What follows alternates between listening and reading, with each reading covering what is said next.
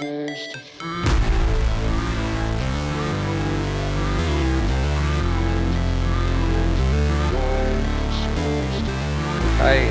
Welcome back to my channel. நாங்கள் evening நம்ம எங்கே இருக்கோம் பார்த்தீங்க அப்படின்னா வீட்டிலேருந்து கிளம்பியாச்சு. இப்போ கரெக்டாக நம்ம எங்கேருந்து கிளம்புறோம் பார்த்தீங்கன்னா மூலக்கடையிலேருந்து கிளம்புறோம். எங்கே போகிறோம் பார்த்தீங்கன்னா சிவாபுரி கோவில். கரெக்டாக டைமிங் பார்த்தீங்கன்னா காலையில் 5:30 மணி. ஸோ 5:30 மணிக்கு ரோடெல்லாம் பார்த்தீங்கன்னா கொஞ்சம் ரஷ்ஷாக தான் இருக்குது.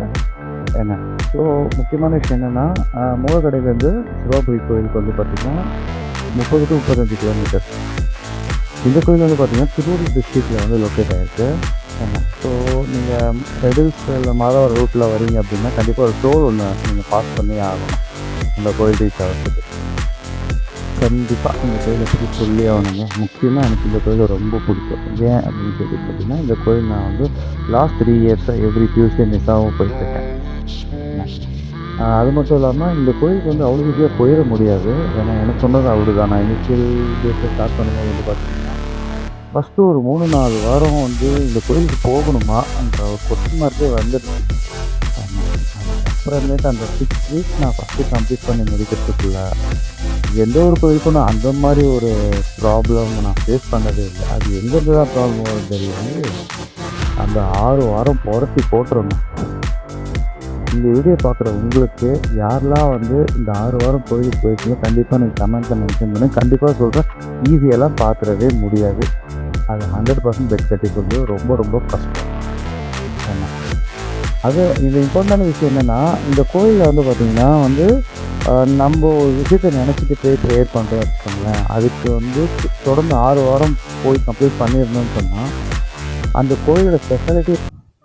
அதுக்கு முன்னாடி என்னென்னு பார்த்தீங்கன்னா இந்த போர்டு தெரியுது பார்த்தீங்களா, அதுக்கு முன்னாடி ஒரு லெஃப்ட்டு ஒன்று வரும். இந்த போர்டு வரதுக்கு முன்னாடி அது லெஃப்ட்டை கரெக்டாக எடுத்திங்கன்னா மட்டும்தான் வந்து டுவர்ட்ஸ் அப்படி ஸ்ட்ரைட்டாக வந்தீங்கன்னா அரௌண்ட் ஒரு 1 கிலோமீட்டர் தான் இருக்கும். அந்த 1 கிலோமீட்டரில் ஒரு ஊர் வரும். அந்த ஊர் தான் வந்து லெஃப்ட்டு திரும்ப கோயில் போகிறதுக்கான வழி.